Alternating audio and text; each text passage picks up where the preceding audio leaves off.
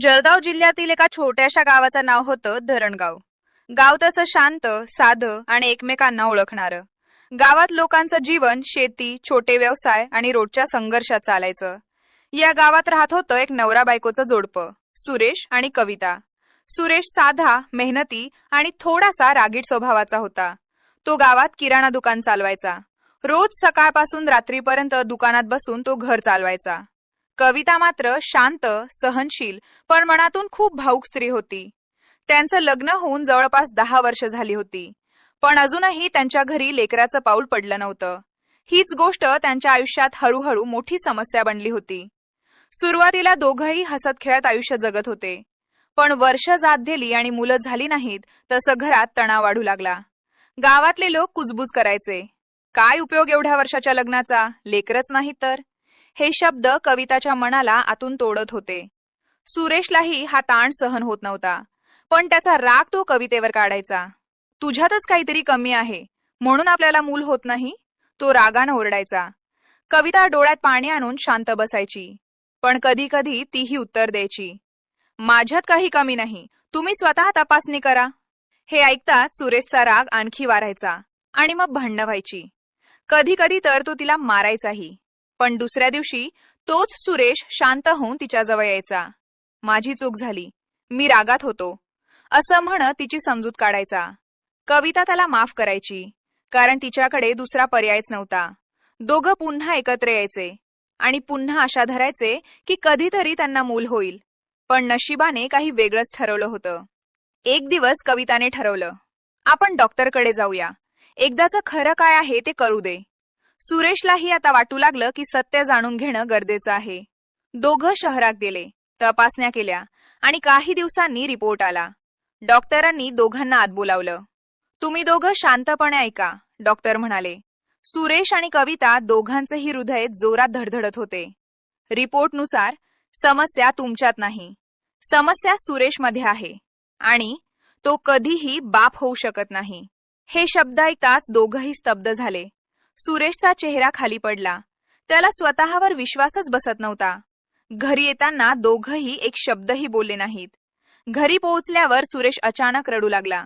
मीच दोषी होतो आणि मी तुलाच त्रास देत होतो, तो कविताच्या पायाशी बसून म्हणाला. कविताही डोळ्यात पाणी घेऊन त्याला शांत करत होती. ठीक आहे, आपण एखादं मूल दत्तक घेऊ, आयुष्य पुढे चालू ठेवू, ती म्हणाली. सुरेशला हे ऐकून थोडं बरं वाटलं. त्या दिवसानंतर त्यांच्या आयुष्यात भांडणं कमी झाली. दोघं एकमेकांसोबत शांतपणे जगू लागले.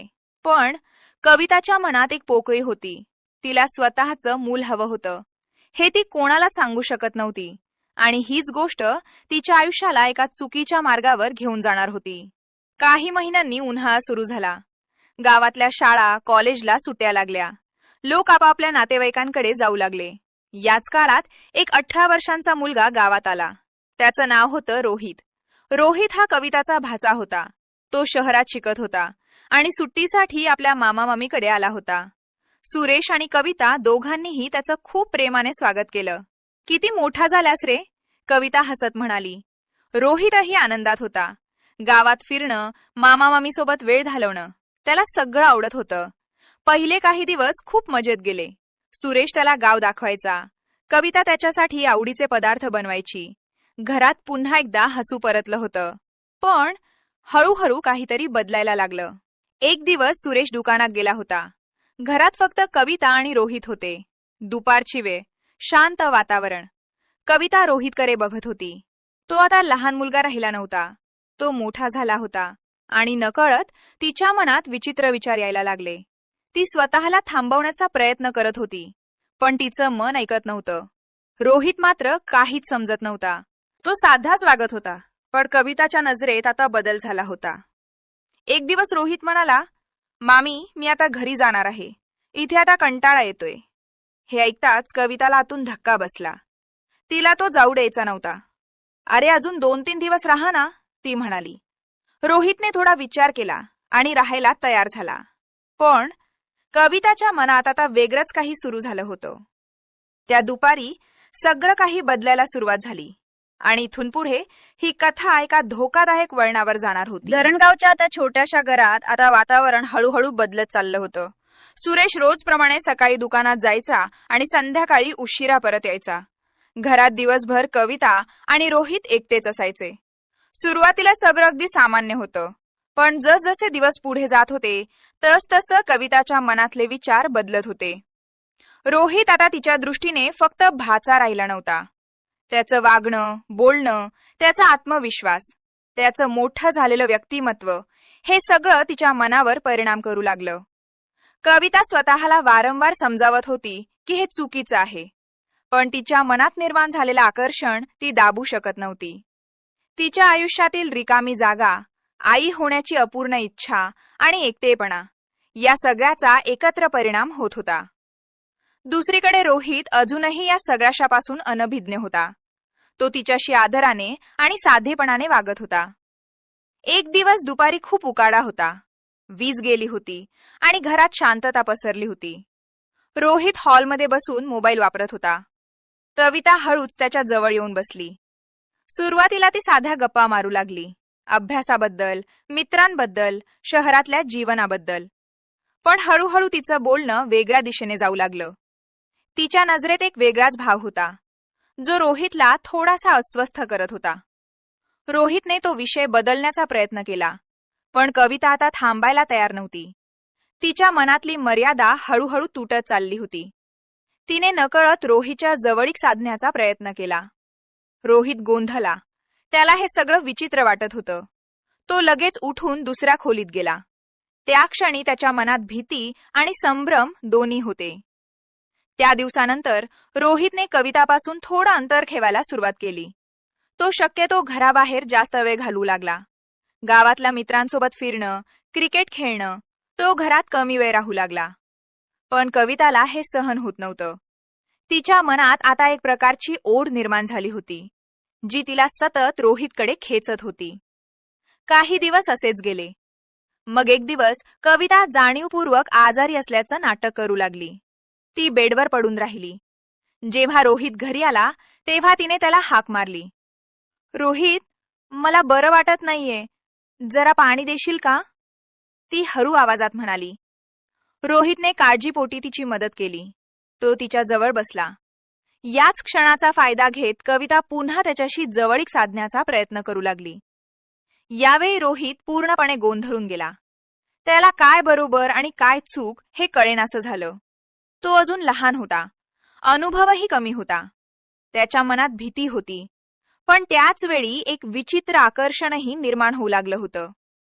त्या दिवसानंतर दोघांमध्ये एक न बोललेलं गुपित तयार झालं. सुरेशच्या अनुपस्थितीत ते दोघं एकत्र वेळ घालू लागले. सुरुवातीचा संकोच हळूहळू कमी होत गेला आणि त्यांच्या वागण्यात बदल दिसू लागला. रोहित आता आधीसारखा निरागस राहिला नव्हता आणि कविता, ती तर पूर्णपणे या नात्यात गुंतली होती. सुरेशला याबद्दल काहीच माहिती नव्हती. तो आपल्या कामात व्यस्त होता. त्याला वाटत होतं की घरात सगळं ठीक आहे. पण गावातल्या काही लोकांच्या नजरेत मात्र हे सगळं येऊ लागलं होतं. रोहितचा वारंवार येणं जाणं, कविताचं बदललेलं वागणं, लोकांना शंका येऊ लागली. दरम्यान कविताच्या मनात अजून एक धोकादायक विचार जन्माला आला. तिला वाटू लागलं की कदाचित तिच्या आयुष्यातील अपूर्ण इच्छा पूर्ण करण्याचा हा एकच मार्ग आहे. हा विचार तिच्या मनात इतका घट्ट बसला की तिने त्याचे परिणामही विचारात घेतले नाहीत. रोहितही आता या सगळ्यात अडकत चालला होता. त्याला कधीकधी अपराधी वाटायचं, पण त्यातून बाहेर पडण्याची ताकद त्याच्यात नव्हती. त्याने एकदा घरी जाण्याचा निर्णय घेतला, पण कविताने त्याला भावनिकरित्या थांबवलं.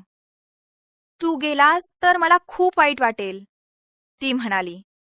हळूहळू हे नातं अधिक गुंतागुंतीचं होत गेलं. आता हे फक्त एक आकर्षण राहिलं नव्हतं, तर एक धोकादायक सवय बनली होती. आणि या सगळ्यात एक नवीन वळण येणार होतं. एक असा प्रसंग जो या कथेचं रूप पूर्णपणे बदलणार होता. आता कुजबूज वाढायला सुरुवात झाली होती. गावातल्या काही लोकांनी रोहितचं वारंवार येणं जाणं आणि कविताचं बदललेलं वागणं बारकाईने पाहिलं होतं. सुरुवातीला लोकांनी दुर्लक्ष केलं, पण जसं जसे दिवस गेले तसतसं हे सगळं संशयास्पद वाटू लागलं. गावातल्या चहाच्या टपरीवर, विहिरीजवळ आणि शेतात काम करताना लोक या विषयावर हरू आवाजात बोलू लागले.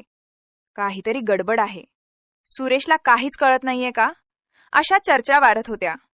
गावातला एक माणूस, भाऊसाहेब पाटील, जो थोडा सरळ आणि न्यायप्रिय स्वभावाचा होता, त्याच्या लक्षात ही गोष्ट जास्त आली. त्याला वाटलं की जर खरंच काही चुकीचं घडत असेल तर ते थांबवणं गरजेचं आहे. तो थेट सुरेशकडे गेला. एक दिवस संध्याकाळी सुरेश दुकान बंद करून घरी जाण्याच्या तयारीत होता, तेव्हा भाऊसाहेब त्याच्याजवळ आले. सुरेश, मला तुझ्याशी थोडं बोलायचं आहे, त्यांनी गंभीर आवाजात सांगितलं. सुरेश थोडा गोंधळला, पण तो बाजूला गेला. भाऊसाहेब काही क्षण शांत राहिले आणि मग म्हणाले, तुझ्या घरात सगळं ठीक आहे ना? म्हणजे तू जरा लक्ष ठेव. सुरेशला काहीच समजलं नाही. काय म्हणायचं आहे तुम्हाला? तो म्हणाला. भाऊसाहेब थेट सगळं सांगायला तयार नव्हते, पण त्यांनी इशाऱ्यात सांगितलं, गावात काहीतरी चर्चा चालू आहे आणि ती तुझ्या घराबद्दल आहे. जरा लक्ष ठेव, बाकी तू शहाणा आहेस. हे ऐकताच सुरेशच्या मनात शंकेचं बीज पेरलं गेलं. त्या रात्री तो घरी गेला, पण त्याचं लक्ष सतत कवितावर आणि रोहितवर होतं. दोघंही नेहमीसारखंच वागत होते, पण आता सुरेश प्रत्येक गोष्ट संशयाने पाहू लागला. काही दिवस तो शांत राहून निरीक्षण करू लागला. तो अचानक घरी लवकर येऊ लागला. कधी अचानक दुकान बंद करून दुपारीच घरी यायचा. पण प्रत्येक वेळी त्याला काहीही संशयास्पद दिसलं नाही. कविता आणि रोहित दोघंही आता खूप सावध झाले होते. पण एक दिवस सगळं बदललं. त्या दिवशी सुरेशने मुद्दाम एक प्लॅन केला. तो नेहमीप्रमाणे सकाळी दुकानात गेला, पण गावातल्या एका मुलाला सांगितलं की तो थोड्या वेळाने मागच्या रस्त्याने घरी परतणार आहे. दुपारी तो हळूच घराच्या मागच्या बाजूने आला. घरात पूर्ण शांतता होती. त्याने खिडकीतून आत डोकावलं आणि जे त्याने पाहिलं त्यामुळे त्याच्या पायाखालची जमीन सरकली. त्याच्या डोळ्यांसमोर त्याचं स्वतःचं घर, त्याची बायको आणि त्याचा विश्वास सगळं तुटत होतं. तो काही क्षण स्तब्ध उभा राहिला. राग, दुःख, अपमान सगळं एकाच वेळी त्याच्या मनात उसळलं. पण त्याने त्या क्षणी काहीच प्रतिक्रिया दिली नाही. तो शांतपणे तिथून निघून गेला. त्या दिवसानंतर सुरेश पूर्णपणे बदलला. तो आधीसारखा ओरडत नव्हता, भांडत नव्हता. उलट तो खूप शांत झाला होता. कविताला आणि रोहितला हे थोडं विचित्र वाटलं, पण त्यांनी त्याकडे फारसं लक्ष दिलं नाही. पण सुरेशच्या मनात एक वेगळीच आग पेकली होती. तो आतून तुटला होता, पण बाहेरून शांत होता. तो आता प्रत्येक गोष्ट विचारपूर्वक करायला लागला. दरम्यान कविताच्या आयुष्यात एक नवीन धक्का बसला. तिची तब्येत अचानक बिघडू लागली. ती वारंवार थकायला लागली, चक्कर येऊ लागली. सुरुवातीला तिने दुर्लक्ष केलं, पण जेव्हा ही समस्या वाढली तेव्हा ती डॉक्टरकडे गेली आणि रिपोर्ट आल्यानंतर तिच्या पायाखालची जमीन सरकली. ती गर्भवती होती. हा क्षण तिच्यासाठी आनंदाचा असायला हवा होता, पण तिच्यासाठी तो एक भयानक सत्य होता. कारण तिला माहीत होतं, हे मूल सुरेशचं नाही. ती घाबरली. तिच्या मनात हजारो विचार येऊ लागले. आता काय होणार? सुरेशला कळलं तर? ती पूर्णपणे तणावात गेली. रोहितलाही जेव्हा ही गोष्ट कळली तेव्हा तोही हादरला. तो अजूनही एवढा मोठा निर्णय घेण्याच्या स्थितीत नव्हता. तो घाबरून गेला. मामी, आता आपण काय करू? तो विचारू लागला. पण कविताकडे उत्तर नव्हतं. दरम्यान सुरेशला आधीच सगळं कळलं होतं. आता त्याच्या मनात एक भयंकर निर्णय आकार घेत होता. तो शांत होता, पण त्याच्या शांततेच्या मागे एक मोठं वादळ तयार होतं. धरणगावच्या त्या छोट्याशा घरात आता एक भयानक शांतता पसरली होती. बाहेरून सगळं अगदी सामान्य दिसत होतं, पण घराच्या आत एक वादळ उसळायला तयार होतं. सुरेश आता पूर्णपणे बदलला होता. त्याच्या चेहऱ्यावर ना राग दिसत होता ना दुःख, फक्त एक थंड शांतता होती. पण त्या शांततेमागे काय चाललं आहे याची कल्पना कुणालाच नव्हती. कविता मात्र आतून तुटत चालली होती. तिच्या गर्भवती असल्याची गोष्ट तिला सतत अस्वस्थ करत होती. ती सतत भीतीत जगत होती. सुरेशला काही कळलं असेल का? तो काय करेल? हे विचार तिच्या मनात सतत फिरत होते. रोहितही आता घाबरलेला होता. तो वारंवार कविताला सांगत होता की मी आता इथून जातो, सगळं विसरूया. पण आता गोष्ट एवढी सोपी राहिली नव्हती. एक दिवस संध्याकाळी सुरेश नेहमीपेक्षा लवकर घरी आला. त्याच्या हातात एक पिशवी होती. तो शांतपणे घरात शिरला. कविता स्वयंपाकघरात होती. रोहित हॉलमध्ये बसला होता. सुरेशने दोघांकडे एक नजर टाकली आणि हळू आवाजात म्हणाला, आज आपण सगळे मिळून जेवूया. खूप दिवसांनी वेळ मिळाला आहे. हे ऐकून कविता आणि रोहित दोघंही थोडे आश्चर्यचकित झाले, पण त्यांनी काहीच बोललं नाही. त्या रात्री सुरेश खूप शांतपणे वागत होता. तो स्वतःहून बोलत होता, हसत होता, अगदी सगळं काही नॉर्मल असल्यासारखं. त्याने आणलेल्या पिशवीतून काही गोड पदार्थ काढले. आज खास दिवस आहे, तो म्हणाला. कविताला आतून काहीतरी चुकीचं जाणवत होतं, पण ती काही समजू शकत नव्हती. जेवण झाल्यावर सुरेश म्हणाला, रोहित, आज इथेच थांब, उशीर झालाय. रोहितने होकार दिला. रात्री सगळे झोपायला गेले, पण त्या रात्री कोणालाच नीट झोप लागली नाही. मध्यरात्री घरात पूर्ण शांतता होती. अचानक सुरेश उठला. त्याच्या डोळ्यात आता ती शांतता नव्हती, तर एक भयानक निर्धार होता. तो हळूच उठून बाहेर गेला आणि मग रोहित जिथे झोपला होता त्या खोलीकडे गेला. काही क्षण तो तिथे उभा राहिला, जणू काही तो शेवटचा निर्णय घेत होता. आणि मग तो आत गेला. काही वेळातच घरात एक हलकासा आवाज झाला, पण गाव इतकं शांत होतं की कुणालाच काही कळलं नाही. कविता झोपेतून दचकून उठली. तिला काहीतरी बिनसलं आहे असं जाणवलं. ती हळूच बाहेर आली आणि समोरचं दृश्य पाहून तिचा आवाजच निघेना. त्या क्षणी सुरेश तिच्या समोर उभा होता.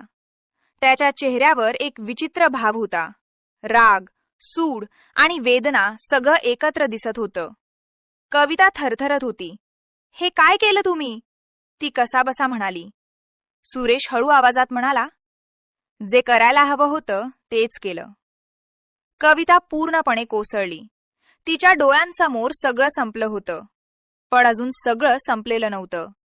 कारण सुरेशच्या मनात अजून एक भयंकर विचार बाकी होता. तो हळूहळू तिच्याकडे चालत आला. कविता मागे सरकत होती. तिच्या डोळ्यांत भीती स्पष्ट दिसत होती. तू मला फसवलंस, सुरेश म्हणाला. मी तुला सगळं दिलं आणि तू?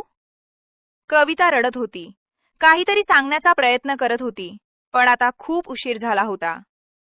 त्या रात्री त्या घरात जे घडलं त्याने सगळं काही संपवलं. एक कुटुंब, एक नातं आणि विश्वास, सगळं एका क्षणात नष्ट झालं.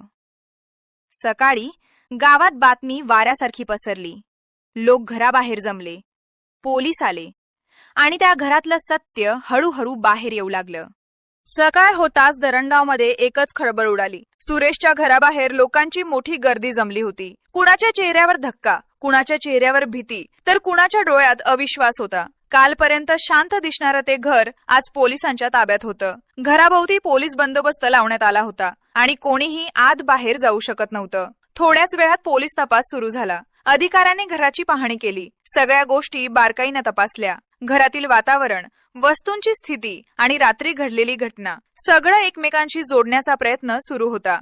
गावात आधीपासून चालू असलेल्या चर्चा आणि संशयामुळे पोलिसांनाही हे प्रकरण गंभीर असल्याचं जाणवत होतं. सुरेश मात्र पूर्णपणे शांत होता. त्याच्या चेहऱ्यावर कोणताही भाव नव्हता. पोलिसांनी त्याला ताब्यात घेतलं, पण त्याने कोणताही विरोध केला नाही. जणू तो आधीच सगळ्यासाठी तयार होता. पोलिसांनी त्याची चौकशी सुरू केली. सुरुवातीला तो काही बोलत नव्हता, पण काही वेळानंतर त्याने सगळं सत्य कबूल केलं. त्याने सांगितलं की गावातल्या लोकांनी दिलेल्या इशाऱ्यांमुळे त्याच्या मनात शंका निर्माण झाली. त्यानंतर त्याने स्वतः पाहिलेल्या गोष्टींनी त्याचा विश्वास पूर्णपणे तुटला. तो आतून कोसळला होता. राग, अपमान आणि विश्वासघात यामुळे त्याच्या मनावर इतका परिणाम झाला की त्याने शांतपणे एक भयंकर निर्णय घेतला. त्याने त्या रात्री जे केलं ते त्याला चुकीचं आहे याची जाणीव होती, पण त्या क्षणी त्याच्या भावनांवर त्याचं नियंत्रण राहिलं नव्हतं. माझं सगळं संपलं होतं, मला काहीच उरलं नव्हतं, असं तो पोलिसांना सांगत होता. दुसरीकडे कविता जिवंत होती, पण ती पूर्णपणे तुटली होती. तिची मानसिक अवस्था खूपच खराब झाली होती.